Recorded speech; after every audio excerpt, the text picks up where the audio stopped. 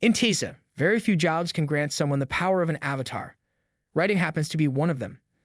That's why some of the strange things the first apostle does begin to make more sense. Dokja already suspects this and brings it up. Meanwhile, the lips of the first apostle curl ever so slightly, as if hiding something. Then, in a sudden moment, he admits he is the one who wrote the revelation. At the same time, Dokja tries to clarify, but the situation takes a strange turn. Everything he hears feels like nonsense. To him, this kind of truth simply should not exist. His thoughts drift toward Junghyeok. He quietly activates his special skill, the Omniscient Reader's Viewpoint. That's when he notices it. Junghyeok is also using his ability to detect lies. Now, a strange confidence appears on the face of the first apostle. He laughs in a proud and twisted way, claiming full ownership of the Book of Revelations. A few seconds later, Dokja is sure it's a lie, but something feels off. He glances at Junghyeok again, who confirms with no hesitation that the apostle is telling the truth. Dokja freezes for a moment. His thoughts get tangled up in confusion. No matter how he tries to make sense of it, it still feels impossible. Still, he hides the panic behind a calm face and asks what kind of revelation the apostle is talking about. In response, the first apostle calls it a book about the future. Junghyeok steps in again and says that's only half of the truth. The details are not all correct, but there's something true hidden in it. That part surprises Dokja the most. Now the first apostle shifts the attention to Dokja and begins asking questions about him. Dokja wonders if the apostle also writes the revelation and whether he already knows about him. But instead of answering, the apostle just laughs in a slow, villain-like way. His attitude is calm and mocking. Dokja takes a breath and pulls himself together. Despite the apostle's claims, something doesn't match. The man in front of him doesn't seem like the author of Tisa, no matter how many times Dokja looks. If he really wrote Tisa, then he would definitely remember giving Dokja a digital version of the story. Suddenly, the apostle changes the subject and speaks of a prophet locked away in Sedam in prison. This sparks new curiosity in Dokja, who starts to wonder who this prophet could be. From there, the first apostle makes a bold offer. He says he is willing to trade information if Dokja reveals his true identity, but Dokja has no intention of doing that. He refuses without a second thought. Seeing that his plan failed, the apostle tries to switch tactics. He attempts to pressure Dokja through threats. Before he can finish, Dokja cuts him off on purpose. Now is the perfect moment to show off a little. He calmly says he knows far more about the future than the apostle ever could. Junghyeok backs him up right away, proving that Dokja's claim is true. The confident look on the first apostle disappears. His face goes tight with surprise. In that short pause, something sharp flashes through his eyes. Dokja catches it too. He starts to understand. Tessa was never popular, and there shouldn't be any pirated or digital copies. But if this man is really who Dokja thinks he is, then it makes sense. It would explain how he got a text version and how he knows so much about the story. Dokja opens his mouth and questions whether the first apostle enjoys copying others to survive. His eyes show a flicker of emotion, like he's hiding something. In Dokja's mind, there is no doubt. This man is nothing more than a plagiarist. A mocking smile appears on Dokja's face. He speaks with calm sarcasm, making fun of the apostle for copying the original Tessa even when the world is falling apart. Meanwhile, from a short distance away, Hunsung, Hwon, and Sanga stand quietly on the platform. They watch the scene with sharp eyes, unsure of what might happen next. The color drains from the apostle's face. He quickly turns to Junghyeok, hoping to gain his support. Now he begins to talk fast, trying to convince Junghyeok to work with him. He speaks about sharing knowledge of the future to help Junghyeok win in battles yet to come. Dokja listens and thinks the whole thing sounds ridiculous. In the middle of his speech, the apostle proudly says he has a prophet's attribute. This causes Junghyeok to activate one of his advanced abilities, Eye of the Sage. Dokja tries to use his own skill again, curious to see what Junghyeok is seeing. But his body feels too heavy. He is already drained and can't manage to activate it. Junghyeok stares at the apostle, checking something through his sage's eye, though Dokja can't tell what it is. The severed head of the apostle still speaks now, pushing Junghyeok to kill Dokja. The voice claims that Dokja has caused a huge butterfly effect, breaking apart the plans he had carefully made. Anger rises in Dokja, and he scolds the head for saying such things. Junghyeok begins to move his sword slowly toward Dokja. Tension rises. The first apostle shouts louder, urging Junghyeok to strike. But before anyone notices what's happening, Junghyeok suddenly lifts his foot and crushes the apostle's head into the ground. Then his blade moves up and touches Dokja's neck. Meanwhile, Hwon is shocked. She steps forward and prepares to fight, but Dokja quickly raises his hand, signaling the team to stay back. His nerves are on edge, but he knows better than to provoke Junghyeok at this moment. After that, Junghyeok turns to the first apostle's remains and calmly asks what he plans to do now. Dokja quietly swears in his mind, annoyed at Junghyeok's usual bad habit of playing along like this. Back when something similar happened at the Even Bridge, the person in that spot hesitated. But this time, the first apostle does not. He replies without hesitation. In his mind, there is no question. Junghyeok will definitely kill Dokja. The sword moves again. A moment of silence fills the space. But the sound that follows is not the sound of a blade cutting through flesh. It is the sharp crack of something bursting, the crushed head of the first apostle. A few seconds later, Junghyeok pulls his sword away from Dokja. This choice surprises Dokja more than he expected. For a moment, they lock eyes. Then, without saying anything, Junghyeok turns and walks away. Dokja watches Junghyeok walk away and wonders where he is going.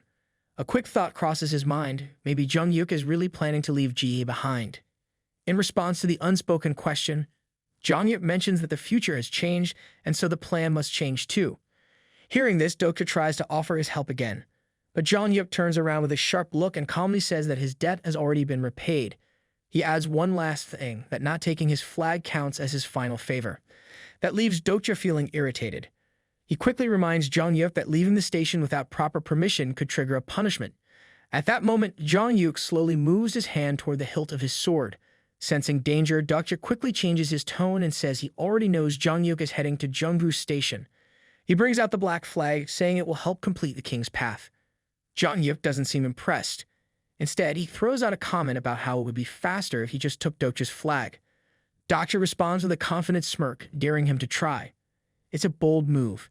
Junghyeok might be able to strike him before the punishment begins, but Dokja stands firm, believing in his chances. He adds that there's no need to go all the way to Junggu. Taking over the Tyrant King's territory is enough. But there's a time limit. Only 48 hours remain until the fourth scenario ends. Dokja knows Junghyeok cannot finish everything alone. Junghyeok pauses, and Dokja immediately understands that he has made the right point. Dokja then mentions that Junghyeok is walking away from someone close to him again. That hits a nerve. Power suddenly flares from Junghyeok's body, and Dokja jumps back in time to avoid being attacked. Meanwhile, on the platform, Hee-won and Sangha tense up. Their faces are filled with concern as the pressure grows between the two men.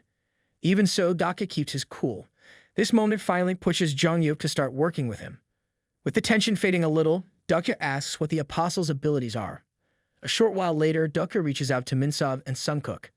He wonders if he should tell them everything. Before he says anything, Minsob asks about the identity of the first apostle. Dokja hesitates for a second.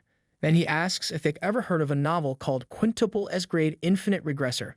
Sungkook immediately raises his hand. He remembers it. Soon both of them speak loudly, sharing everything they recall about the novel.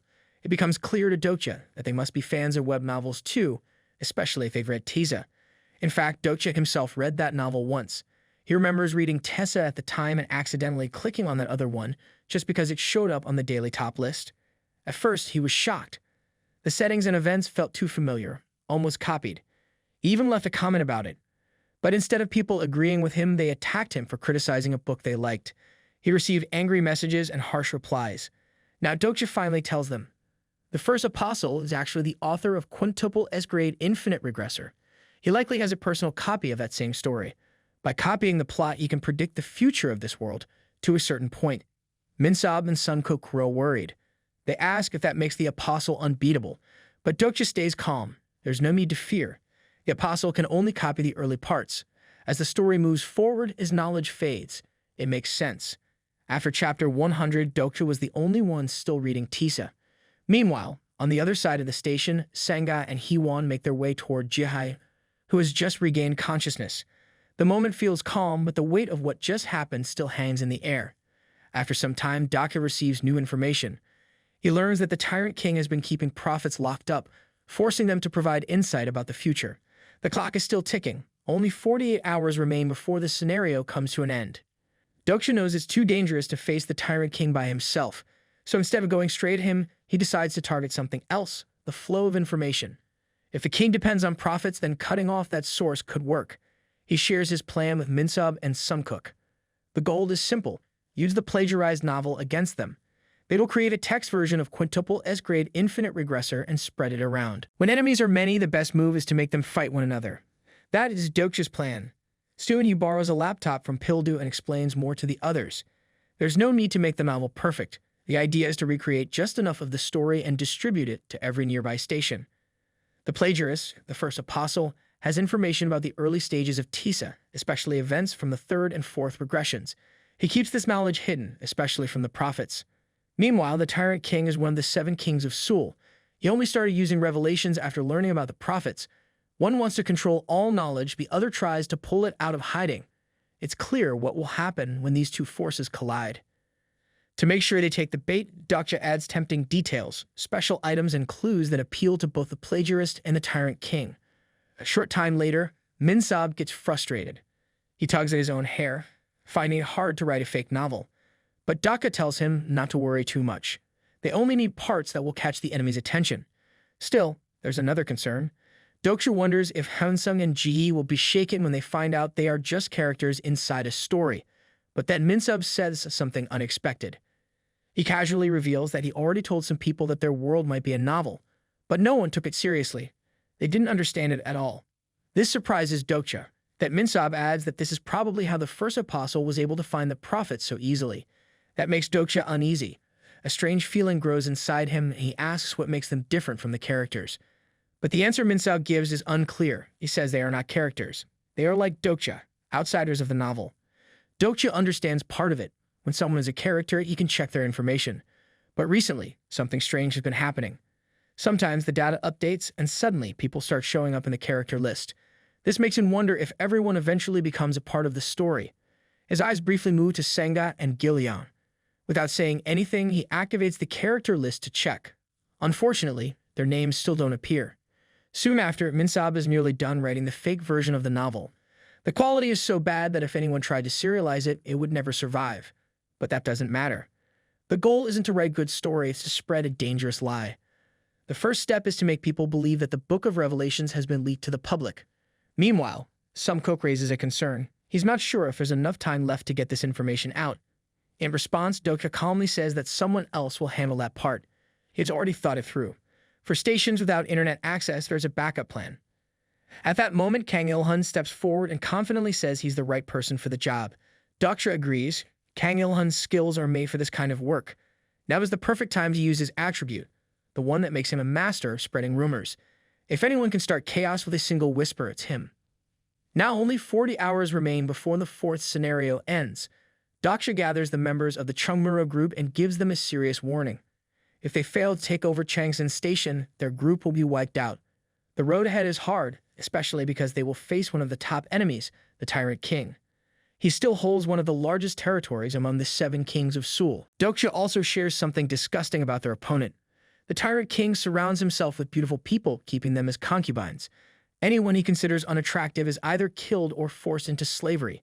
Hyewon immediately frowns. With a teasing tone, she jokes that Dokja would be sent straight to the slave group. Dokja tries not to show it, but her words annoy him. He waves it off and shifts the mood back to the plan. There are 2 options. Either they take his flag or they go directly to his main base, Dobong Station. Neither choice is easy, so Dokja changes the direction and gets to the heart of the plan. They will move toward Gwangwoman. Hyewon questions the decision. Dokja gives a short answer, revealing that he already leaked a bit of information. The situation is moving quickly, and now they have to think carefully about time. Everyone must stay sharp and be ready for anything. Out of nowhere, Dokja receives several notifications. One says that his fake copy of a novel is now being sold at an auction. At the same time, he gets a message from Donghoon on his smartphone. Then, a voice filled with nerves echoes from above. Bi-hyun appears, worried and curious.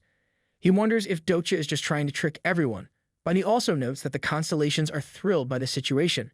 Despite the rising tension, Bi-hyun warns that spreading information this way might work against Dokja. Still, Dokja shows no fear. He simply tells Bi-hyun that everything is under control and asks for his share of the auction profits. Meanwhile, the group is still talking among themselves when Dokja quietly earns 16,000 coins.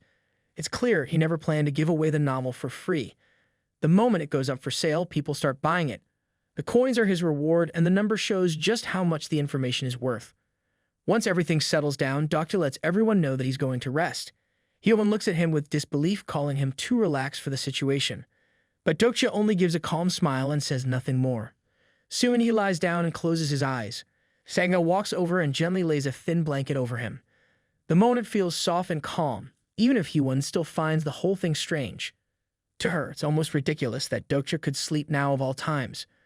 A short time later, in the middle of his fading awareness, a system message reaches Dokja's mind. His exclusive skill, Omniscient Reader's Viewpoint, activates. This time, it reaches Stage 3. Over time, Dokja has come to understand how each stage works. In the first stage, he only reads basic emotions or simple actions, like when he first clashed with Namwoon. In the second stage, the skill lets him hear the thoughts inside a character's mind. He experienced that once before, back on the even bridge with Junghyeok. Now, the third stage goes even deeper. He doesn't just read from a distance, he can see the full surroundings of the character or even step into their viewpoint completely. It's the same strange feeling he had at the station with Junghyeok, where it felt like his consciousness drifted into someone else's body. But this stage has a condition. Both people need to be thinking about each other at the same time. Right now, that connection is with Ilhan, who is muttering under his breath about spreading the rumors. Dokja's awareness slips into Ilhan's view. Immediately, he sees someone new. A man with a crown on his head and a heavy coat stands before him. Dokja knows right away, this is the Tyrant King. The king speaks with interest, asking if the new revelation is real. His informant gives him the answer he wants. The king laughs, his teeth sharp and visible. Then he gives an order. His group must move to Guan before anyone else arrives. Dokja feels relieved. The Tyrant King is taking the bait. Now his attention shifts to the other part of the plan. His thoughts go straight to Minsab. The timing couldn't be better. Minsab is already at Sejong University and on his way to Guan. Dokja looks around through this new viewpoint. People are already gathering in the lower parts of the building. He feels it. The plagiarist is the fastest one here. There's a reason. Guan holds one of the hidden treasures meant for the third regression. The plagiarist will not walk away from this chance. But the situation is growing more intense. More powerful figures are joining in. The kings from Yangdengpo, Yongsan, and Sangdong-gu are all moving too. Still, Dokja smiles. Everything's working out exactly how he planned. The more chaos, the better. A few minutes pass before Dokja's mind slowly returns to the real world. His body feels heavy, and his senses quietly come back one by one. The skill fades, and everything around him becomes familiar again. Only now does he understand how tiring the third stage of the Omniscient Reader's Viewpoint truly is. His body cannot hold it for very long. Another thought enters his mind. Even after using it, there is no promise of gaining a new ability. Those rewards seem to come only when he fully enters the point of view of a first-person protagonist. Sadly, he still doesn't understand the exact conditions needed for that to happen. Dokja sits up from where he had been resting and finds Kiwon standing nearby. She's grinning and teasing him, saying something about him mumbling his mother's name in his sleep. There's no way to tell if she's joking or serious, so Dokja keeps his answer short. He simply says that he's been thinking about his mother. After getting to his feet, Dokja turns serious. He asks Hyewon not to join the battle at Guan this time. A few hours later, the group gathers near the exit. Members of the Chungmuro team wave goodbye as Dokja and Sanga prepare to leave. Dokja glances at Sanga and thinks about how much things have changed. In just a few days, her popularity has grown to a surprising level. Even with little time as a leader, people already worry about her safety and trust her deeply. But despite all that, Sanga doesn't look happy. There's doubt in her eyes. She keeps comparing herself to Hyunsung and Hyewon. Feelings of self-blame and worry cling to her, and she begins to question her value to the team. After speaking with Hyewon, Dokja finalizes the plan. Pildu and Hyunsung will stay behind to defend Chungmuro. Hyewon has her own task to carry out. Dokja sets off for Guan with Sanga, Gillian, and Sunkook. These are the core members he can rely on for now, at least. Meanwhile, Jae and Junghyeok are too unpredictable to be counted on. They act on their own, always outside anyone's control. And as the group walks, Dokja says something that makes Sanga pause. He brings up a bit of Korean history she had studied before. Her face brightens at the memory. Dokja asks if she remembers the statue of Samyeongdang they passed before. Then he smiles and tells her that there are many more things like it along the road to Guan. Sanga becomes visibly excited when Dokja tells her that her mission is to search for historical items. Her eyes shine with energy as she takes the lead. The group begins collecting as many items as they can along the way, knowing full well that they are walking into a dangerous fight. The odds are not in their favor. The Tyrant King may command hundreds of incarnations, and the plagiarist has his own forces moving in the shadows. On top of that, the kings from Yangdengpo, Yongsan, and Sangdong-gu are also on the move. Dokja keeps all of this in mind, knowing the risk is greater than ever. The second half of the fourth scenario feels less like a survival mission and more like a giant proxy war. The constellations stand behind the scenes, watching everything unfold like it's a game board. Suddenly, Sanga recalls a shrine nearby. Her voice holds a mix of hope and doubt. She wants to stop there, believing it might have useful items, but she isn't sure because the shrine isn't related to Korean history. Moments later, they arrive and Dokja is taken aback. Right in the middle of the city, a famous Chinese shrine stands tall, one dedicated to one of the most legendary generals from ancient times. Sangha looks to Dokja with a serious expression, waiting for a decision. He glances around, but there's no idol inside the shrine. Something feels different. This place is not like the one dedicated to Samyeongdang. Destroying the idol may not bring any benefit this time. Instead of breaking anything, Dokja tells everyone to gather water from the shrine and quietly offer a prayer. The group stays silent and time gently passes in the background. Then, without warning, a system message appears. Everyone looks up in surprise.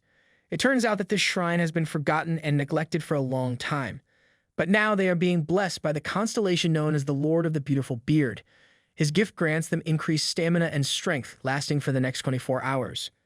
The name might sound strange at first, but almost everyone in South Korea knows who he is.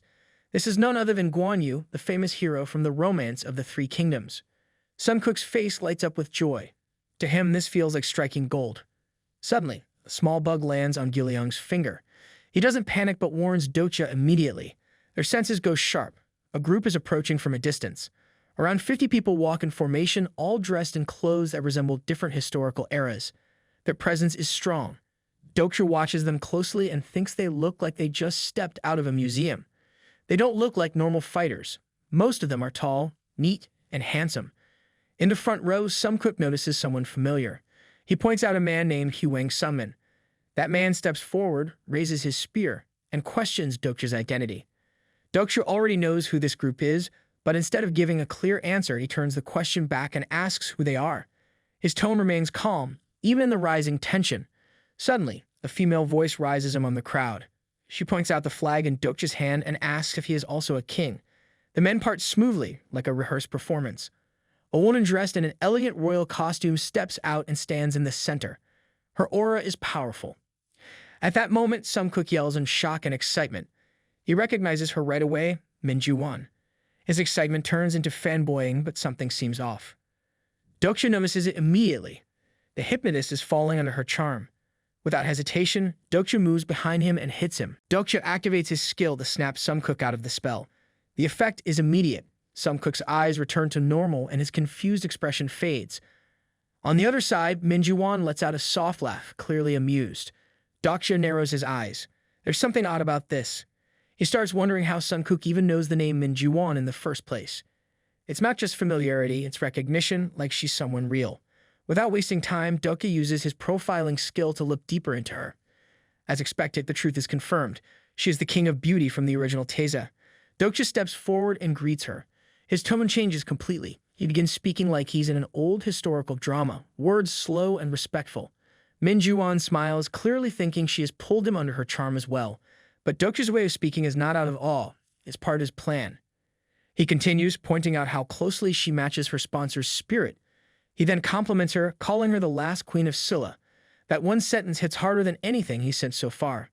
On the other side, her sponsor reacts with discomfort. Dokja knows why. With his unique insight as the only reader of Taeza, he already understands the problem. The balance between sponsor and avatar has collapsed. The sponsor pushes their own failed dreams onto their incarnation, forcing them to live out that desire. Now the battles between Songdong-gu, Yongsan-gu, and Yongdongpo-gu echo the real-world tensions on the Korean peninsula. The situation in Taeza becomes more and more similar to reality. Suddenly, a message box appears in front of Dokja. Min Ju-won explains that her sponsor wants to test his sincerity.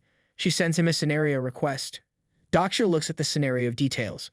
The reward is small, not enough to tempt him. He doesn't even bother to hide his lack of interest. Her offer is clear. She wants Dokja to be her subordinate and help her win the war. Groups like his are being wiped out, and she believes joining her is the safest path. But Dokja isn't impressed. He gives a calm response and rejects the offer. Silence follows. Some of the men look shocked, their mouths open, unsure how to respond. Once again, Dokja states that he has no intention of joining her side. Then he politely asks her group to leave, but Ju-won doesn't move. Her mind drifts too deep into her role. At this point, she no longer acts. She truly believes she is the queen of Silla. Dokja stays still for a moment, trying to figure out how to break this illusion without causing more trouble. Before he can decide, Segna steps in. She speaks in a clear voice, stating a historical fact. Silla, despite its famous stories, was the weakest among the three kingdoms. The effect is instant. Juwon freezes. Her face turns pale. The words hit her hard. Trying to recover, she lashes out at Sanga, saying she doesn't know history properly just because she holds a top-level certificate. But the damage is already done. The illusion is cracked. Meanwhile, the awkward tension still hangs in the air. Dokja breaks it by stepping forward and telling everyone to leave. He says it without emotion, stating that Juwon doesn't really know history either. The words land harder than expected. Her cheeks turn red with embarrassment. She tries to recover by improving her offer, but Dokja doesn't even look back. He simply walks away. If she only knew how much he gains from constellations watching this drama unfold, or the extra profit coming in from the auction, she might not have tried so hard. Dokja keeps moving forward, not slowing down even as she calls out behind him. Her voice grows more desperate.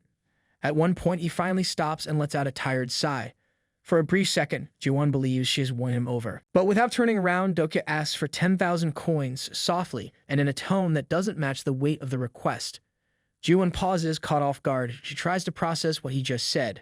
Moments later, Dokja changes the deal. He says the price is now 20,000 coins. Juwon's face hardens, and she tells him he's not worth that much. But Dokja calmly explains that he's not selling himself. He's offering to buy her and all her soldiers for that amount instead. The silence that follows is heavy. Juwon stares at him in disbelief. She struggles to find a reply. Dokja lifts his hand and presses his thumb and index finger together. A soft snap echoes through the space. Coins shimmer into view right in front of Juwon and her soldiers. Now the mood completely changes. Juwon can't hide his shock anymore. She tries to keep a neutral expression, but it doesn't work. Doubt fades into surprise and slowly turns into confusion. Her words finally come out. She says he can't buy everything. Dokja replies without effort. He reminds her that she tried to buy him first. Above all else, he points out that she's an actress. Someone like her should understand this game better than anyone. Without waiting for another word, Dokja turns and walks away, leaving Juwon and her soldiers stunned and silent. A short time later, when the group puts some distance between themselves and the Scylla camp, Sanga breaks the silence. Her voice is slightly annoyed. She says she recognizes one of the men standing beside Juwon. Dokja nods and confirms it. That man might be the incarnation of Guan, a warrior known for his loyalty who died during the Battle of Hwangsanbeol. Sanga then starts asking how Dokja and Sunkook recognize Juwon in the first place. She and Gilliam, on the other hand, don't seem to know who she is at all. Dokja pauses. It's a simple question, but he hesitates. The answer isn't easy. Min Juwon only exists inside the story of Tisa. That's why Sanga and Gilliam don't recognize her. The real question is about Sunkook. Dokja turns his head and calls for him. Sunkook lingers at the rear, still glancing back in the direction of Juwon.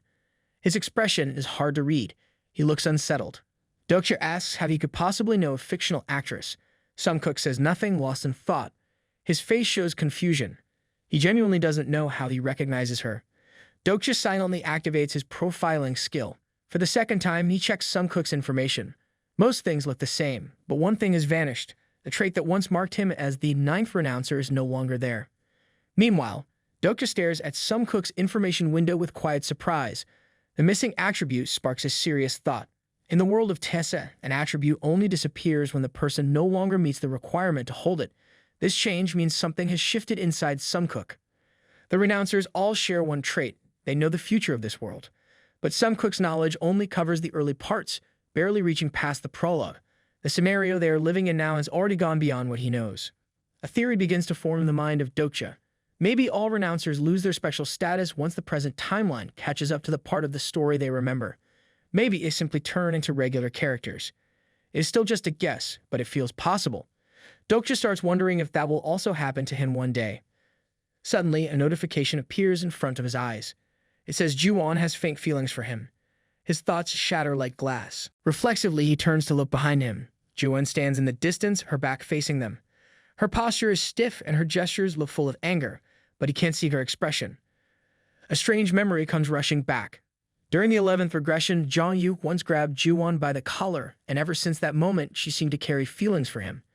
Dokja feels uneasy. He doesn't like the idea at all, especially since he's not a fan of Junghyeok. Still, doubt lingers, until Juwon suddenly blushes while watching them walk away.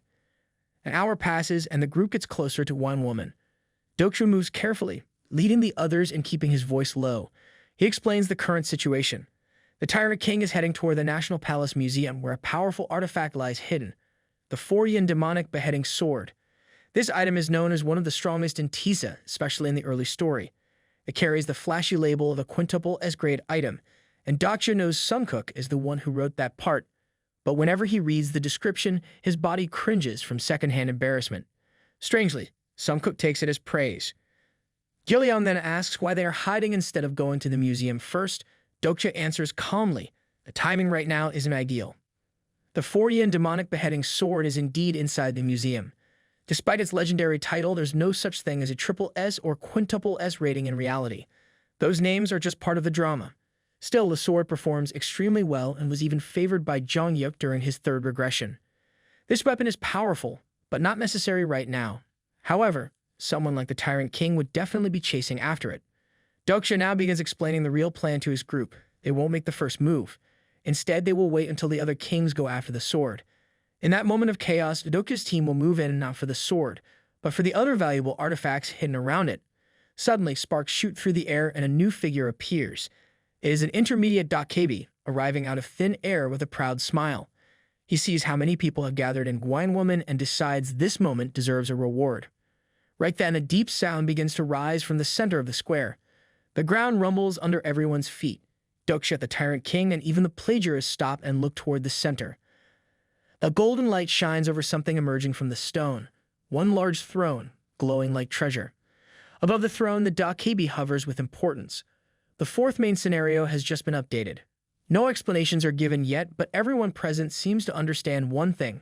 Only one person will sit on that throne. Only one king will rule above the others. Junghyeok looks shocked as the system message flashes across their view. Dokja knows instantly that this is not good news. They haven't even finished the flag scenario and already another one has begun. The Dokja explains what they must do. Only a true king, someone who proves their worth, can sit on the throne. Just having a flag isn't enough anymore. A new notification arrives. It reveals the qualifications needed to claim the throne. Dokja feels the pressure closing in. Now he has 2 major goals. He still needs to defeat the Tyrant King and take over Changshan Station, but now he also has to consider the throne scenario. The burden is doubling and time keeps ticking. The Dokja fades from view without another word. Nearby, Sangha frowns with worry. Dokja understands her concern. Their team only has a brown flag. That means they've taken 10 stations so far. To sit on the throne, the system requires a black flag. That means someone must control at least 20 stations. From where Dokja stands, it's clear that no king has that level of control right now. So he tells Sangha about the shortcut. Instead of capturing 10 more stations, they can simply take another group's flag. It is faster, but more dangerous. Tension builds in the air above Guan Woman. The atmosphere grows heavier. Somewhere in the distance, a command is shouted. The fighting begins. Groups turn on one another. Weapons are drawn. People who once stood side by side now form battle lines. Violence spreads quickly across the square. Those chasing promotions swing swords with real killing intent. Others chase territory, using this chaos to expand their hold. Trust means nothing now. Junghyeok watches the chaos unfold around them and quietly speaks. He says the situation feels unreal, almost like a twisted dream. The battlefield doesn't look like modern South Korea anymore. I hope that you liked today's video, and if you did, hit that like button as today's goal is 1,500 likes. Comment next part down below for the next part. Also, consider subscribing with the notification bell on to get notified as soon as a new video drops onto the channel. You can also join the channel to support me financially and watch videos before public release. I'll meet you in the next video. Until then, thanks for watching.